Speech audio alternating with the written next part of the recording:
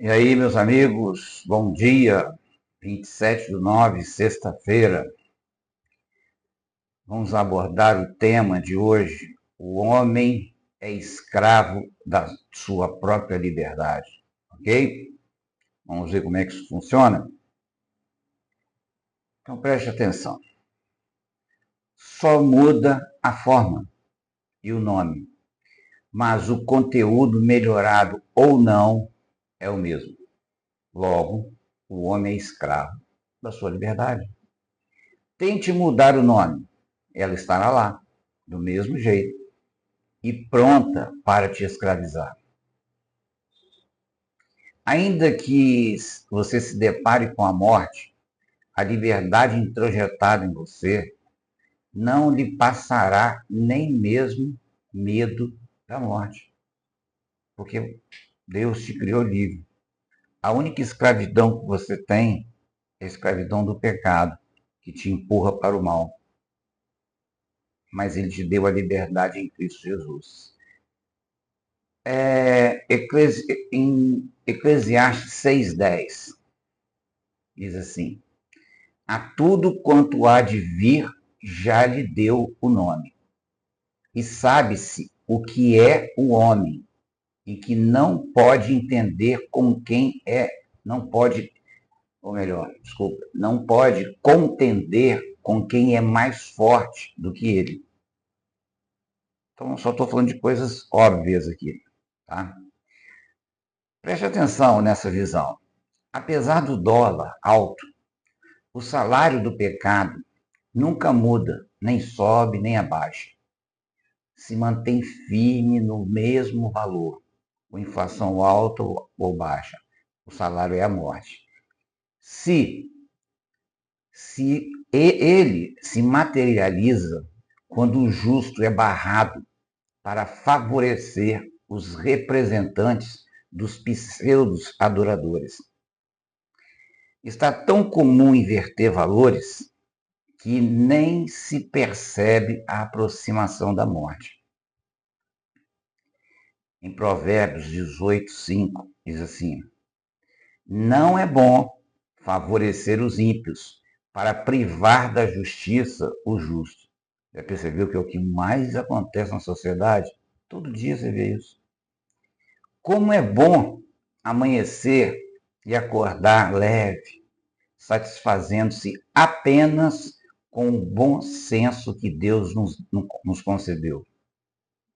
Não preciso de mais nada, pois ainda que eu erre, o bom senso se renova sem as pitacas dos marionetadores de plantão que vivem aí por aí. Até eles podem ser usados como ferramenta de juízo por Deus, se Deus assim quiser, porque Deus faz o que Ele quer. Tá? Em Lucas 11:46 diz assim: mas ele respondeu: ai de vós também, intérpretes da lei, porque sobrecarregais os homens com fardos superiores às suas forças. Mas nós mesmos, mas vós mesmos, nem com um dedo os tocais. Vale a pena fazer um breve comentário. Você já percebeu, irmãos, que os cristãos se reúnem e uma das coisas assim que é mais pesada às vezes numa igreja é a liturgia da igreja.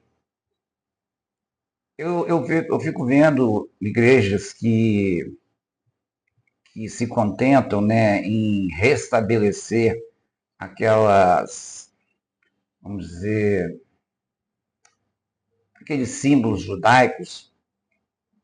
E eu lembro que eu fui numa igreja uma vez em que eles entraram com a Arca do Concerto, depois entraram com a menorá.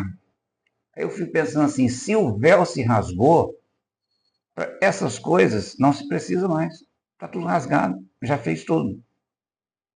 Por que eu vou querer simbolizar o evangelho, o pão que desceu do céu, com aquelas coisas que elas só servem de sombra para o futuro?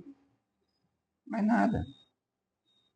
Por que eu vou colocar peso nas pessoas dizendo, olha, se você usar o tal sabonete, cuidado, aquele perfume chamativo.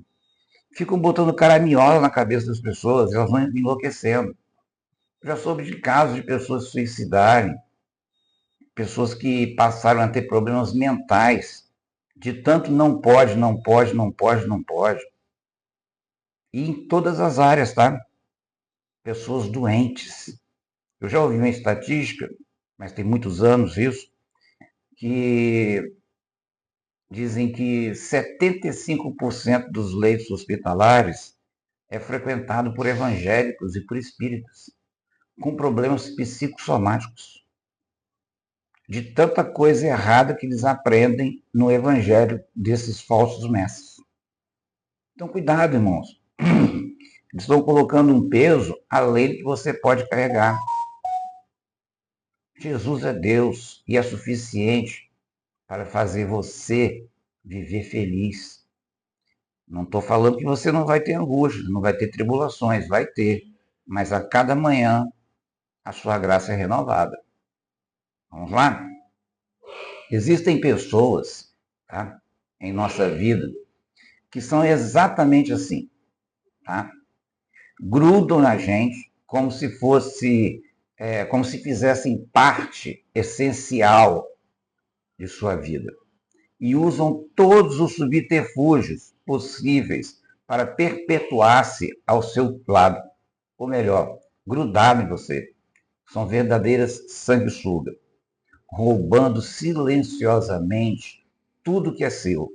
E pior, para seus amigos e parentes, eles se mostram como ornamentos e enganam a todos, tornando-nos como reféns de suas próprias conveniências. Bom, né? Para eles, né? Para nós, não.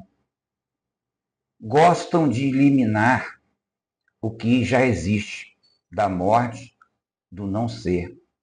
Não suportam o sucesso do outro. 2. Gostam da infertilidade feminina, eliminar a possibilidade da vida sem futuro. 3. Não suportam a criatividade, a possibilidade do outro gerar e ter ideias, ter novas ideias. Entendeu? Gostam do legalismo, do tradicionalismo. E aí o apóstolo Paulo já até falou, né, em Romanos 12, transformai-vos pela renovação do vosso entendimento. Ele não fala para você se conformar com o seu entendimentozinho. Ele fala para você se transformar. Entendeu? Pelo contrário, ele fala para você não se conformar com este mundo, ou seja, entrar na forma, na esquematize. A palavra no grego é esquematize. E a palavra transformar é metamorfose. É o que a borboleta faz, aquele, né, besourinho feio, né? Mas daqui a pouco ele vai quebrando tudo aquilo ali e se transforma uma borboleta linda.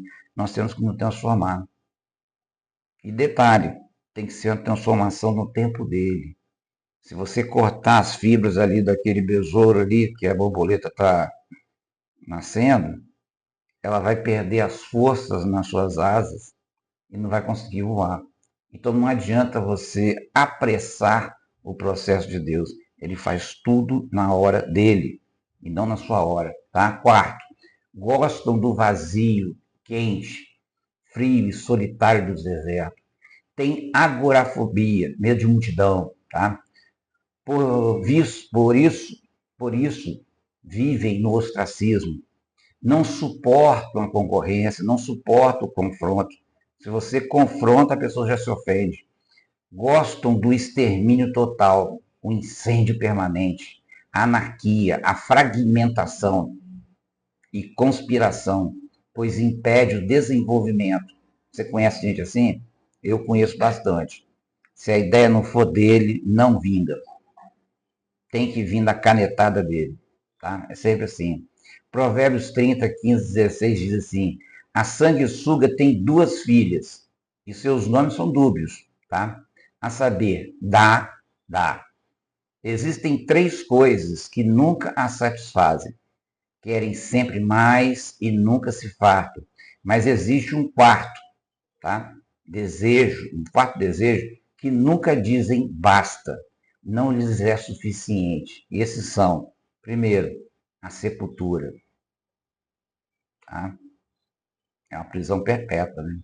A madre estéril, não tem fruto. Terra que não se farta de água. Pode jogar água à vontade, que não rola. E o fogo que nunca diz basta. Vamos pegar mais fogo que esse lixo. É assim? Finalizando, vamos nos divertir. Educando, sim, educar significa guiar para fora. A palavra é educare. Ek é para fora, educar é guiar. É esperançar, é criar, é alargar novos horizontes. É não se importar com as frustrações, antes é fazer gerar novas perspectivas. Portanto, gere, faça existir, seja a terra, porque ela espera por você. O próprio Senhor Jesus disse: o campo já está prontinho para a ceifa. É só ir lá cortar. Se você não faz, é porque você não tem um envolvimento, uma relação íntima com a verdade. E quantas pessoas, irmãos, que fazem a coisa sabendo e continuam fazendo? Errar, todo mundo erra, mas tem que chegar uma hora e mudar, porque senão, né, já sabe, né?